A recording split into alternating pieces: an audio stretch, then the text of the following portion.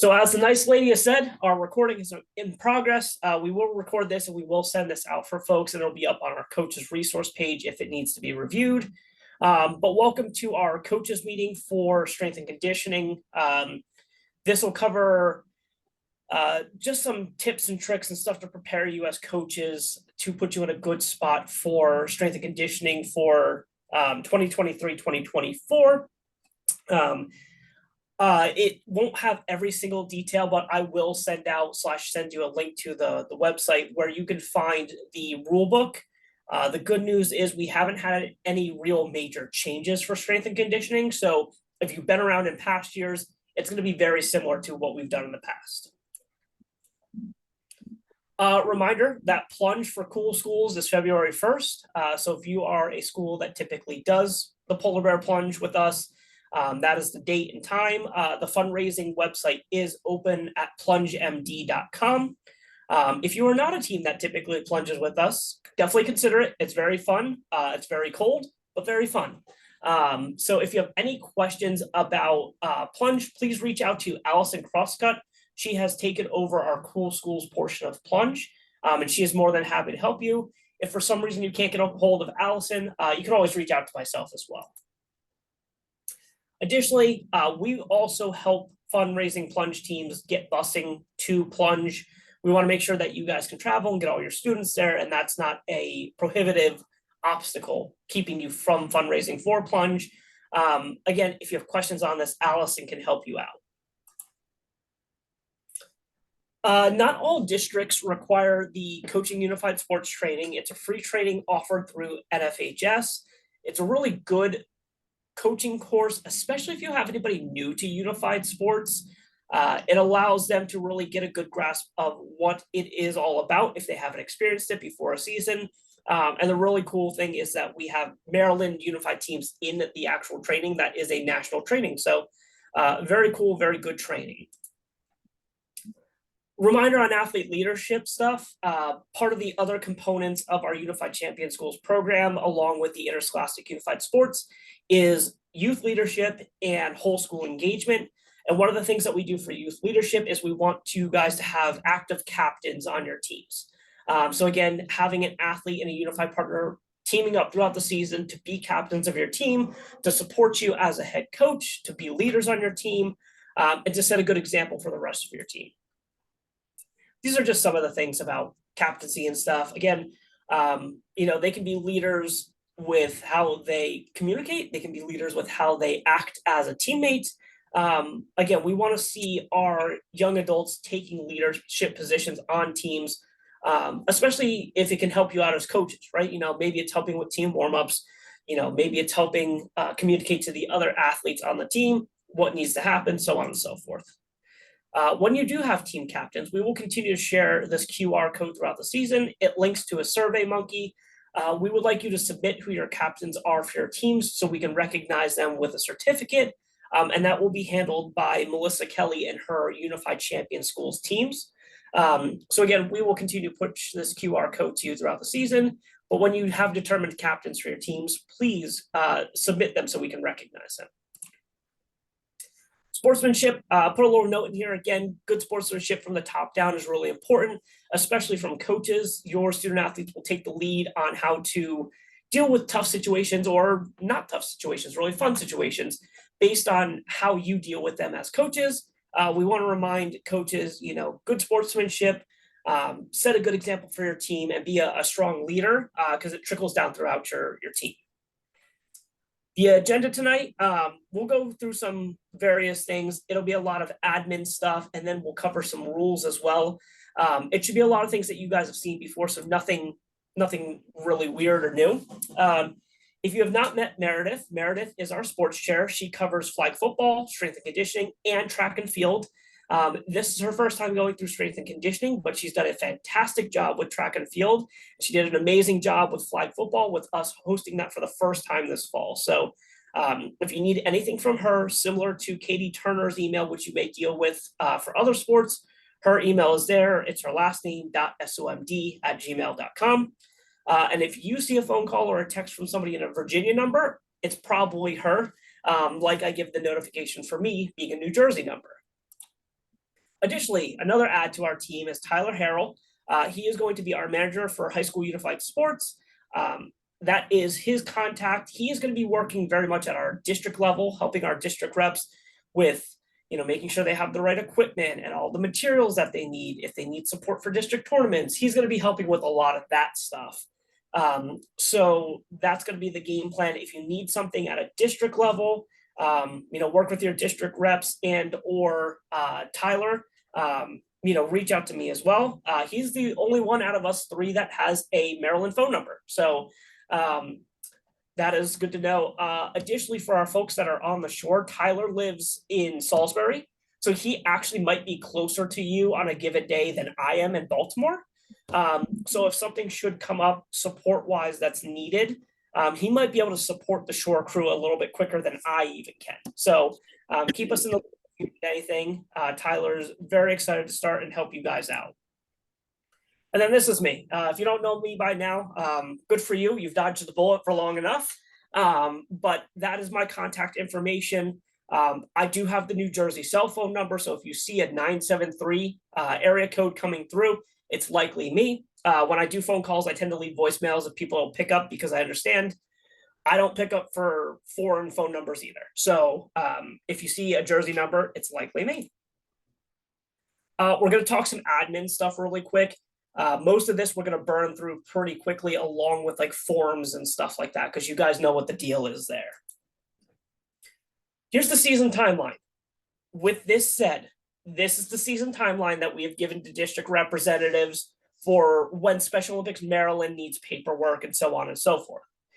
With that said, district representatives may tell you that, hey, rosters are due December 15th, but I need them the 13th or the 12th or the 11th so they can get it in and they can look at them, make sure everything looks right, vet them a little bit, and then send them on to us. So these are the dates we've given district reps. Krista is actually going to be the District 10 rep moving forward.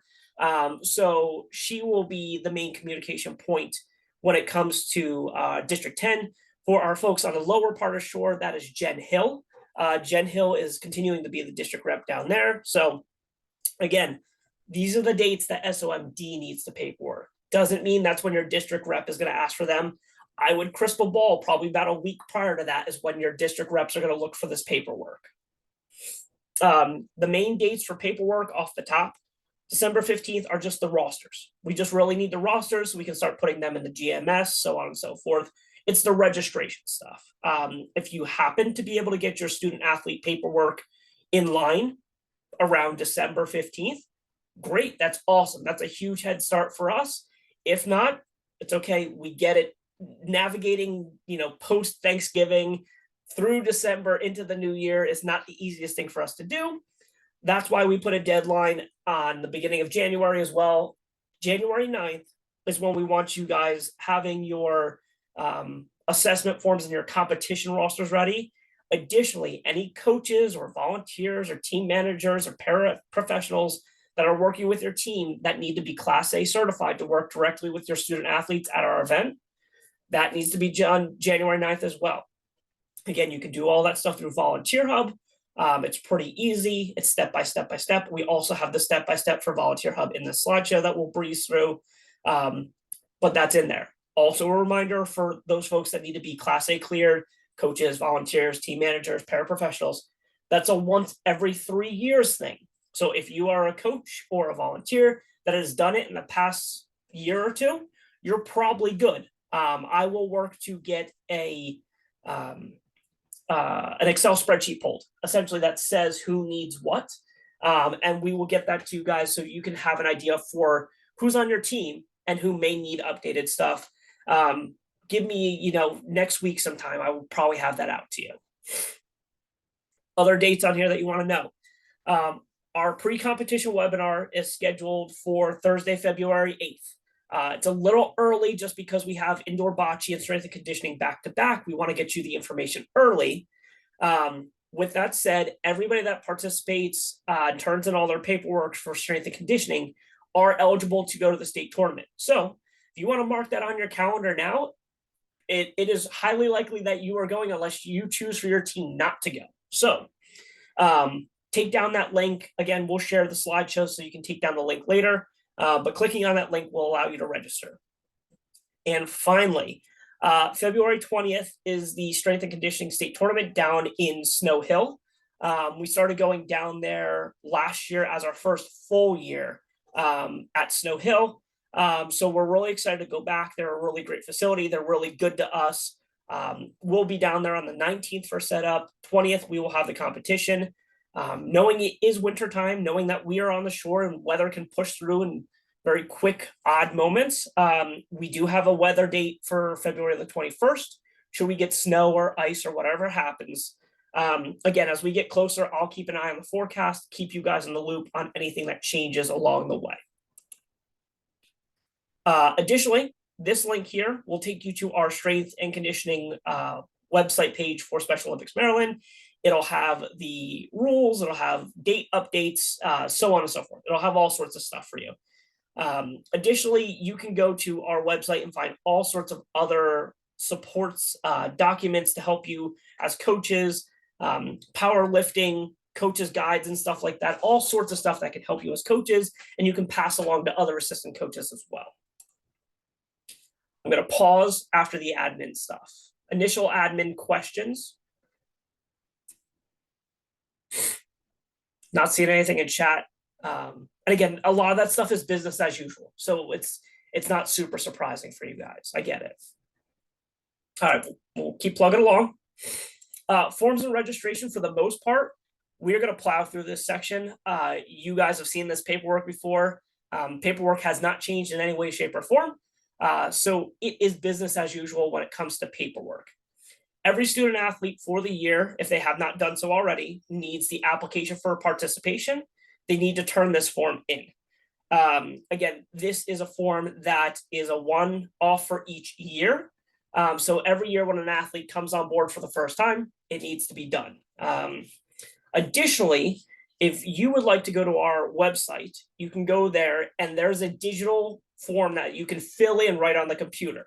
You still have to print it and submit it. It's not online registration, but there is a digital PDF that you can fill in on site, print it with what you typed in and send it in.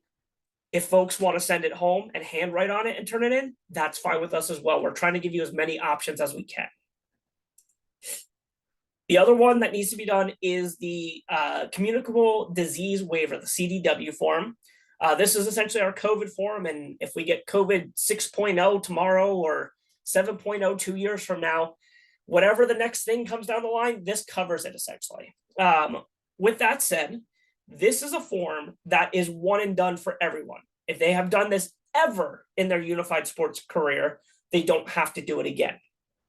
With that said, I know a lot of district reps just have student athletes do this form again anyway. It's one more form to sign. It's 2 forms total, and you're registered for the year.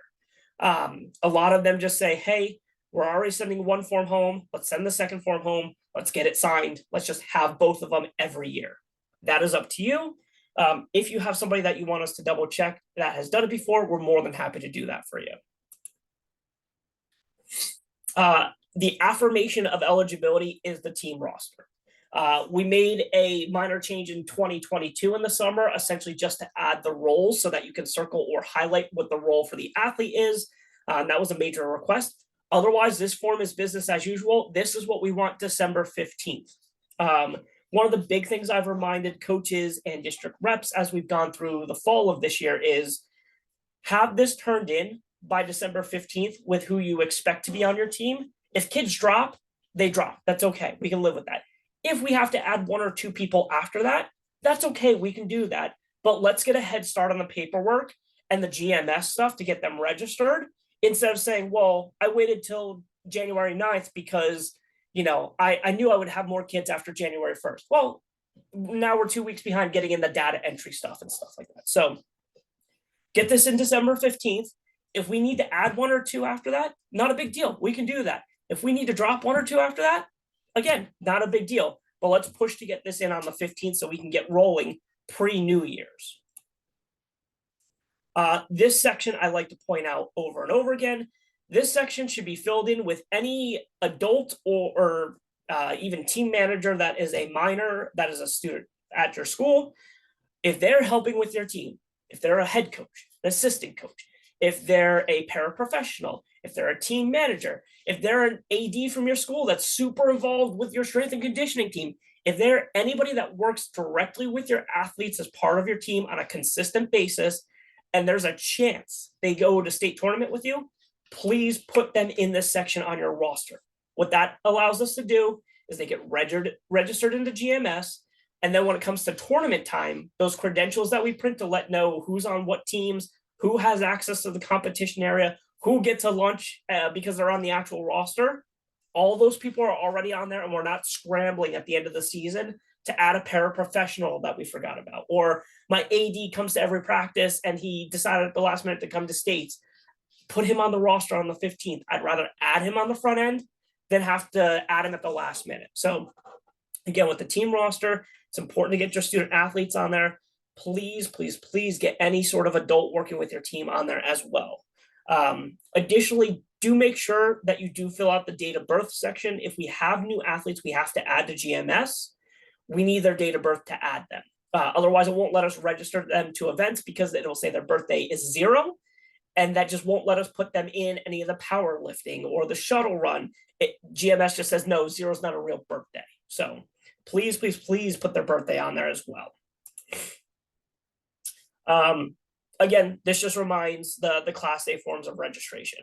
This whole next section, we're going to click through because it's just the step-by-step of how to complete the protective behaviors training, which if you go to Volunteer Hub, it walks you through anyway. You register an account, and it takes you step by step on what you need to do. If you've already created a Volunteer Hub account and you log back in, if you have any expired certifications, it's going to prompt you instantly.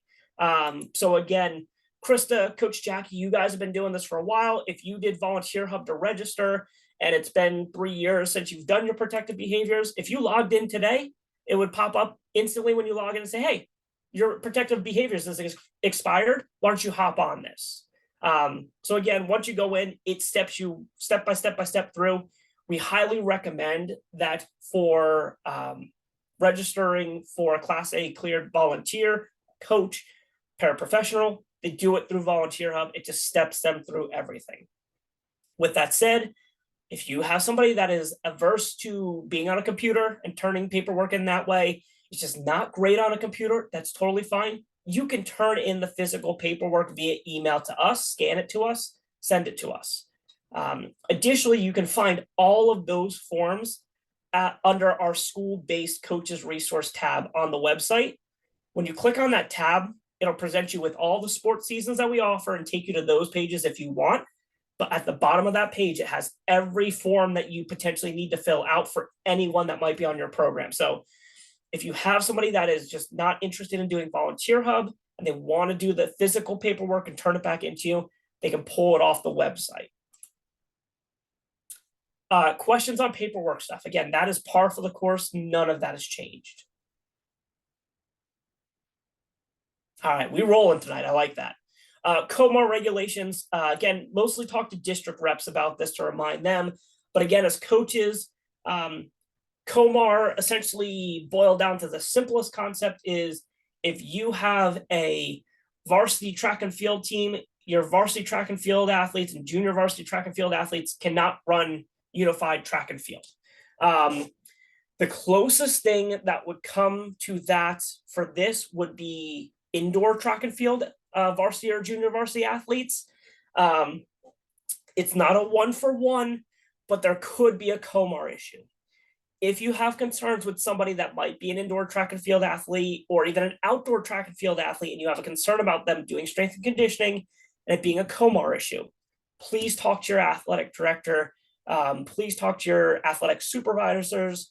Again, Quandre at Queen Anne's, Dan Harding, that's now the principal at Kent Island, all the ADs out on the shore. They know the deal, and they know the deal for your district and your conferences better than we do. With that said, Special Olympics doesn't regulate or drop the hammer when it comes to COMAR stuff. We essentially remind you guys of COMAR regulations and following COMAR regulations because we work closely with MPSSAA and we want to model our unified sports after the MPSSAA sports so that your students are getting the same high quality experience as the other MPSSAA student athletes. If you haven't seen our district map, this is how our districts lay out. The newest one is Baltimore County. They joined us last year for indoor bocce, and they're doing great. For strength and conditioning, the programs that participate are in District 10 and District 11. There have been minor rumblings occasionally of Anne Arundel having some schools doing it, but they haven't done it yet. So as of right now, District 10, District 11 are the strength and conditioning districts for us. Competition review, we're going to hit some rules stuff and points of emphasis. I assume if there's going to be any sort of questions, it's usually in the actual sports stuff, which is here. So again, if you have questions, feel free to put it in the chat. Feel free to unmute yourself and ask. Both work for us. First thing I want to do is just remind you of rosters and how the events lay out, essentially. All of this can be found in the coach resource guide / rulebook that I will send to everyone as a follow-up as well. Roster size has not changed from 18 to 16 participants. If you have a high school that is 17 or more, you got to make multiple teams. With that said, we understand if you are on the line of 17 and you get halfway to January and 2 kids drop and then you drop down to 1 team, we get it. We'll work with you. Just keep communicating with us and your district rep, essentially saying, hey, this is our roster situation. But the rules still stand for a minimum of 8 participants, maximum of 16 on a roster. The way the events split up is PT Series is an overall event, and then you have your Group A and Group B events. Student athletes essentially get to pick one event from Group A and one from Group B, and then each school team can enter 2 pairs in the PT Series. That's all the same. None of that has changed. Again, this is business as usual, but this is the core foundation of constructing a roster, picking events, so on and so forth. Just to let folks know, starting with this year for strength and conditioning, we are going to do all of our powerlifting stuff in pounds, not kilos anymore. For years and years and years, we have kind of fought to have coaches and districts convert the pounds to kilos.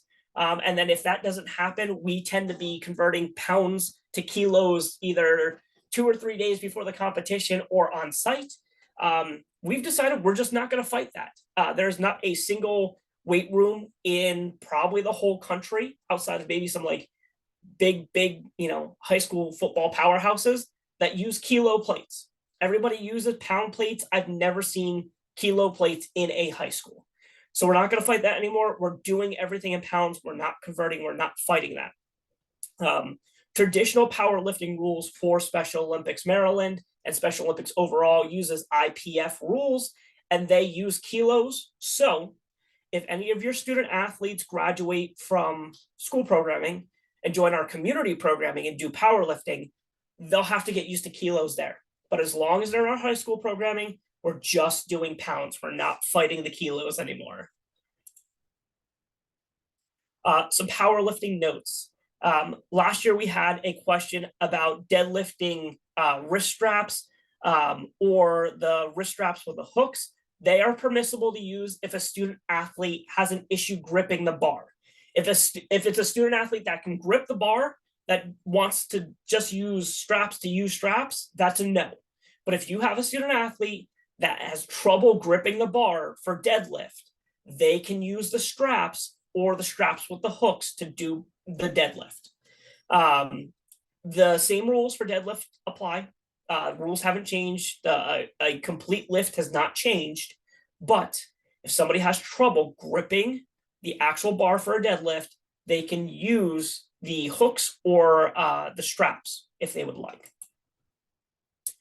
Powerlifting notes. One thing we have not been super great at with powerlifting is following the powerlifting commands from an official, as opposed to just unracking the bar, pressing it at our leisure, and considering that a full repetition and a successful powerlifting lift.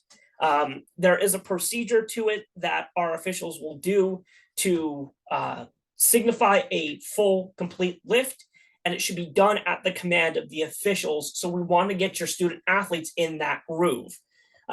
Essentially for bench press, if you have an athlete that's lying on the bench and they're ready to go, they'll unrack the bar, and as soon as they unrack it and get stable, the official will say start, which means they can bring it down to their chest. They have to hold it. The official will say press, then they can push it up, and then the official will say rack once their arms are fully extended and they can rack it. They should be going off the official's cues and they should be listening to the official. So again, it's one of those things where you may have to work with your athletes where they're not just trying to pump out the heaviest weight that they can, the quickest they can, but they need to be able to follow the commands and do the full lift. Otherwise, it's not a counting lift. I also have the notes for deadlift commands. Deadlift is much simpler.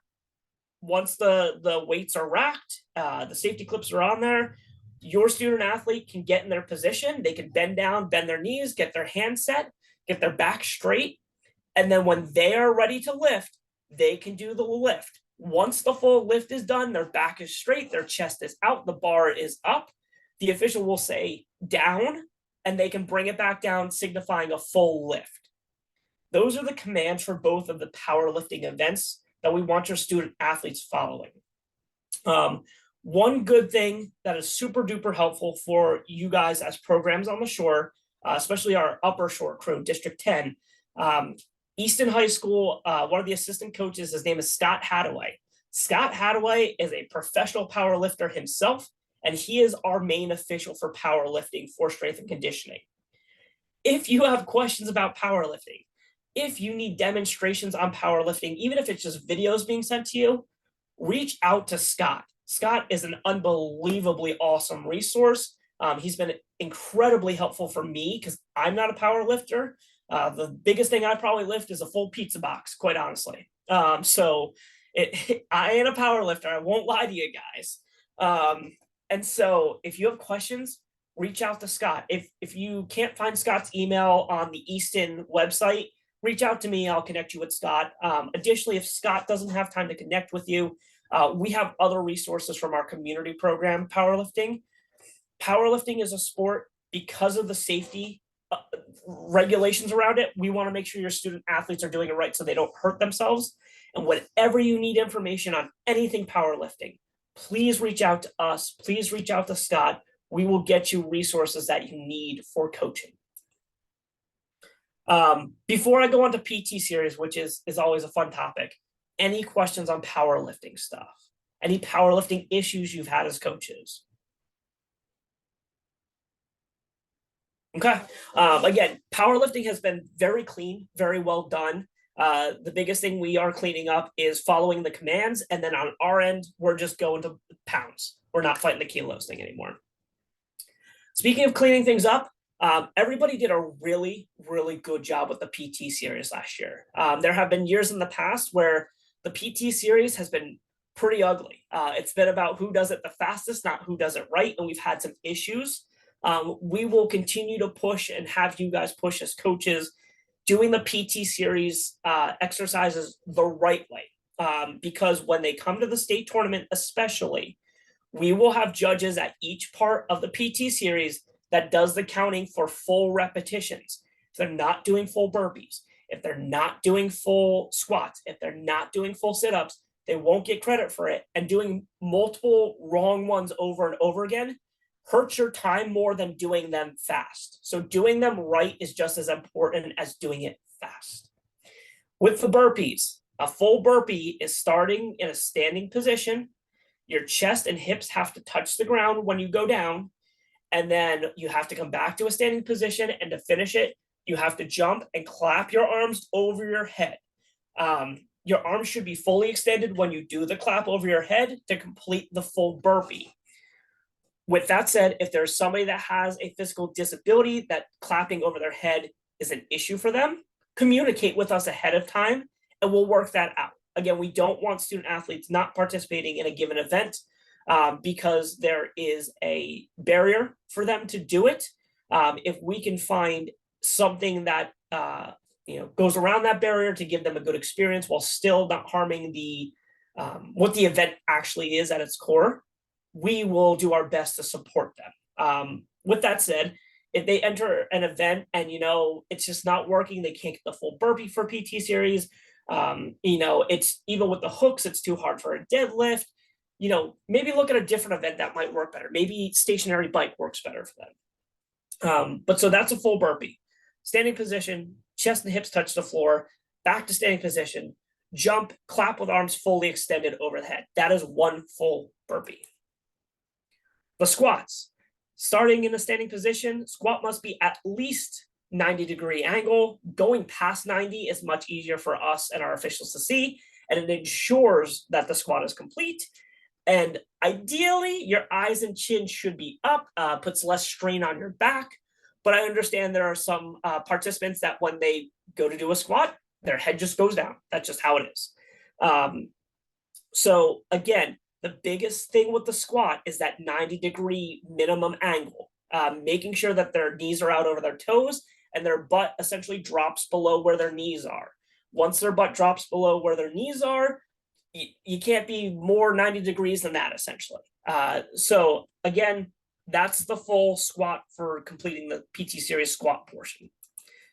The last thing, which I got a good chuckle last year at States with a handful of unified partners trying to find as many shortcuts to the sit-up as they could. And it was comical, but they were not successful. The sit-up, you have to start fully lying down on your back with your fingers touching the ground above their head. It can be arms all the way out. It can be right behind their head. As long as your fingers are touching behind your head, that's fine. When you do your sit-up, your arms must come over your head and touch either the wall or the bench or the platform, whatever you put in front of the student athletes at the end of the PT series where they do their sit-up. It has to touch that before going back. Ideally, there's a wall to touch. A lot of the times, gymnasiums are good for that. With the PT series for us, for States, we had to set it up in the middle of the gym floor instead of towards the end because of the structure of the facility. So we had benches for them to come up, arms over, touch the bench, go back over. And then the fingers must touch the ground behind the head to complete the sit-up and start the next one. As soon as they touch the ground behind their head, you're in position to start the next sit-up. The biggest thing is making sure the fingers and hands go over the top, because last year they were trying to like reach around and come up with all these sorts of things. And again, your hand should go over your knees to touch whatever you need to touch. Again, we will, for the most part, at the district tournaments and at States, do a walkthrough of the PT series first to make sure folks know what our standard is. Because it's not fair to assume that every facility has the same exact setup, thus putting the same standard out there. Before I go on to the next thing, questions with the PT series. As clean as you can make these three parts of the PT series, again, reminding your students, doing them right and doing them right efficiently is better than doing them fast and wrong, is going to set your students up for a really good experience with the PT series. Okay, we will bump forward here. One of the last things, potentially even the last thing, is school uniforms. Through the fall, one of the big things that we've been working on this year is really cracking down on uniforms and students wearing the right uniforms. The main thing for the uniforms is it needs to be some sort of top that either says your school name or your team name or your school mascot, and it has that unified sports pill on them. That is the main thing for the uniform. As a coach, you can then tell your team, I want you all wearing black shorts. I want you all wearing, gray sweatpants. I want you all wearing black, running pants, whatever it may be. You can set that standard as a coach. That's fine with us. And again, when we say as coaches, you can say wear all black shorts. They don't need to be the same exact black shorts. If somebody has a $3 pair of black shorts from Walmart and somebody has a $50 pair of black shorts from Under Armour and they're on your team, that's fine. Again, we don't need them to be exactly perfect. If your school issues uniforms and you have matching tops and bottoms, that's great. It makes it so much easier. Everybody knows what to wear. But again, just communicate with your team that they need to be wearing the same color bottoms. Additionally, if you have teammates on your team that get cold, I know it's a winter sport. The arena sometimes isn't super warm. Sometimes the gyms are a little cold. If they want to wear some sort of like long sleeves or Under Armour under their shirts, they can. Just communicate to your team, hey, if you're wearing an undershirt of some sort, please make sure that it is, black or blue, whatever you want to determine that color is. Push to have the same color. We want to keep it as uniform as possible. The biggest thing we're cracking down on uniforms wise is no jeans, no khakis, those kind of things. Don't show up for strength and conditioning wearing Crocs. If I see somebody wearing Crocs for strength and conditioning, I'll smack them with a Croc probably. But like wear the right things. Come like you're ready to compete and you're ready to be dressed for a competition. It's not only a team rule type of thing that we want to set, but it's a safety thing as well. We don't want you doing the shuttle run in Crocs. It's not safe. We don't want you powerlifting in jeans. You can't get a full safe extension for the deadlift in jeans. So again, remind your student athletes, I get it. A lot of the times, all these events are after school or the state tournament is during the school day. They may come to school dressed in jeans for the day. Pack clothes to wear that are appropriate for the competition. Again, we didn't have any issues with it because we drew the line pretty hard like we're doing today for flag football and for tennis this year. But if somebody shows up, especially to the state tournament, in the wrong uniform, they're not wearing the right uniform, they're wearing jeans, they're in Crocs, they're doing whatever it may be, that's not the right uniform, they will not be allowed to participate. And if that hurts a unified partner participating with them or an athlete participating with them, that's how it goes. Again, we won't, not allow that other person to participate. They'll participate for an exhibition scoring situation. But if they're not wearing the right thing, they won't participate at the state tournament for sure. So make sure you communicate that to your student athletes. Make sure you communicate that to your parents.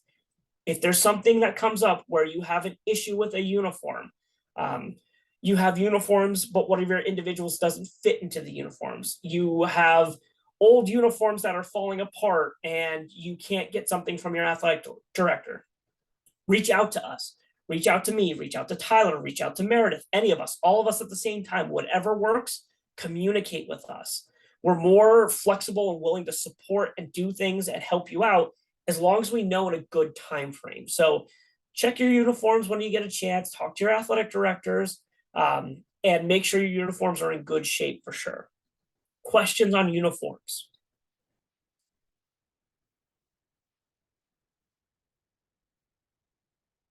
Not seeing anything. Okay.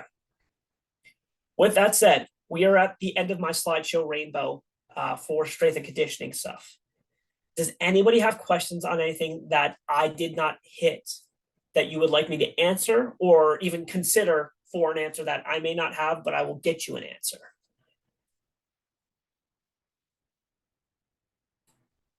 Nope, everyone's ready for dinner and so am I, and I respect that. Again, thank you guys for joining us tonight. We will close it out here, let you get off a little bit early. Like I said, I will pull these slides and I will set up a recording and I will send that out to be able to be seen by everybody. I will send district reps the links for the website, all that kind of stuff. Other than that, thank you guys for everything. Thank you for everything that you guys will do this long season. We're excited to be back with you guys for strength and conditioning this year. And if you have anything that comes up, let us know, reach out to us. We're more than happy to help you. And enjoy the rest of your evening. Hope you had a great Thanksgiving and hope the rest of your holiday season is great as well. Have a good night, guys.